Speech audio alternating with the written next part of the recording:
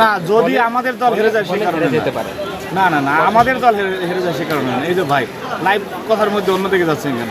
রাখছি তবে বিশ্ববিদ্যালয়ের শিক্ষার্থীরা সেটি পায় কিনা সেটি নিয়ে গভীর শঙ্কায় আছি আমি। কারণ হচ্ছে একেবারেই যখন ভোট শুরু হয় তার আগে, কিন্তু গতকালকেও বিশ্ববিদ্যালয় কর্তৃপক্ষের কাছে আমরা একটা সংগঠন থেকে আমরা অনুমতি চেয়েছিলাম যে বিশ্ববিদ্যালয়ের শীর্ষ নেতৃবৃন্দ যারা দায়িত্বশীল তাদেরকে যাতে প্রবেশাধিকার দেওয়া হয়। কারণ হচ্ছে আপনি এটা চাকসু সব জায়গায় একই নিয়ম অনুসরণ করা হয়েছে। দেখা গেছে যে একটা ছাত্র সংগঠনের সভাপতি সাধারণ সম্মত, কিন্তু সে নির্বাচন করছেন না। ছাত্র সংসদ নির্বাচন তো আপনি যে নামেই ডাকেন না কেন, মূলত ছাত্র সংগঠনের নির্বাচন। সেখানে ছাত্র সংগঠনের প্রেসিডেন্ট সেক্রেটারি সহ শীর্ষ নেতৃবৃন্দ 5-4 জন থাকবেন, এটা খুব স্বাভাবিক কালচার। সেই জায়গা থেকে আমরা ওনাদেরকে অনুরোধ করেছিলাম, ওনারা আজকে ভোট শুরু হওয়ার 1.5 ঘন্টা পরে আমাদেরকে এক প্রকার অনুমতি দিয়েছেন, আমাদের 5 জনকে। কিন্তু আমরা ক্যাম্পাসে ঢুকে আমার কাছে মনে হয় যে আমি একজন ফরেনার এখানে আসছি, আর অনেক এত নতুন মুখ দেখতেছি যে যারা এতদিন রাজশাহী বিশ্ববিদ্যালয়ে আমিও কাজ করলাম, তো এই অনেক নতুন মুখ যাদেরকে বিশ্ববিদ্যালয়ের টি শার্ট পরিয়ে অথবা অন্য কোনো টি শার্ট পরিয়ে বিভিন্ন কৌশলে, যদিও এটা অপকৌশল, তাদেরকে ক্যাম্পাসে প্রবেশ করানো হয়েছে। এবং বিশ্ববিদ্যালয়ের প্রশাসন একটি মানে পক্ষপাতদুষ্ট আচরণ যে করতেছেন, ওনারা যে এটা আমদানি করেছেন সেটা স্পষ্ট বোঝা যাচ্ছে।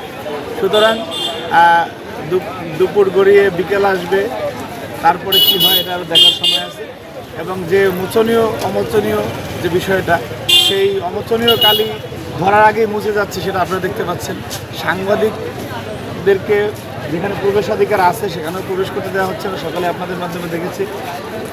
এবং ডাকসুতে যেরকম দেখেছি যে আপনার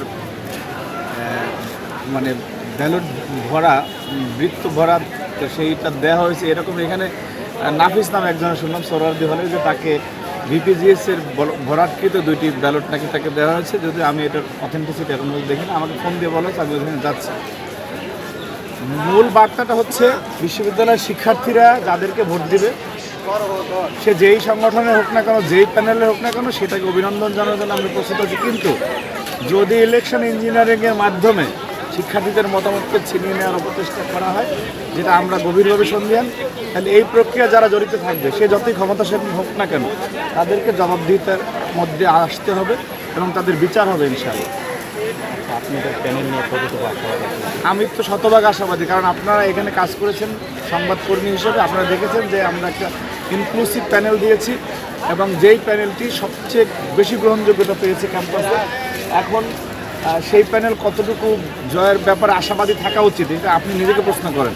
যদি সেইখানে আমরা বড় ধরনের কোনো বিচ্যুতি দেখি, তাহলে সহজেই অনুমেয় হবে যে এখানে কী হয়েছে। সুতরাং আপনাদের মাধ্যমে আমি যে কথাটি বলছি, এই যে রবীন্দ্রনাথের মহেশ গল্প ছিল যে এত ছোট শব্দ অত বড় কানে পৌঁছায় কিনা, যদি ওনাদের কানে পৌঁছায় তাহলে ওনাদের প্রতি বার্তা থাকবে যে দয়া করে নিরপেক্ষ থাকুন। শিক্ষকতার পেশাটা এটা আসলে বায়াস্ট হওয়ার পেশা না। দয়া করে আপনারা এতদিন যে পক্ষপাত আচরণ করেছেন আজকে অন্তত করবেন না। সেটা করলে পরবর্তী বাংলাদেশ আপনাদেরকে জবাবদিহিতার মধ্যে আসতে হবে। না, যদি আমাদের দল হেরে যায় সে কারণে যেতে পারে। না না না, আমাদের দল হেরে যায় সে কারণে না। এই যে ভাই লাইভ কথার মধ্যে অন্যদিকে যাচ্ছেন কেন?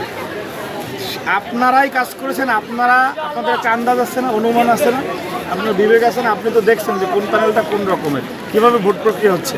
সেই প্রক্রিয়া যদি ওনারা নগ্ন হস্তক্ষেপ করে তাহলে জবাবদিহিতার মধ্যে আসবে। সেখানে ছাত্র দলকে অন্য সংগঠন কী করে সেটা বিষয় না। আমার ভাই ডাকসু আর হচ্ছে চাকসু গতকাল হয়ে গেলে এমন এটার কোনো প্রভাব আবার পড়তে পারে কিনা, আপনি কি মনে করেন? না না, আমার বিশ্ববিদ্যালয়কে আমার নেতৃত্ব দেবেন সেটা তো এই বিশ্ববিদ্যালয়ের শিক্ষার্থীদের বিষয়।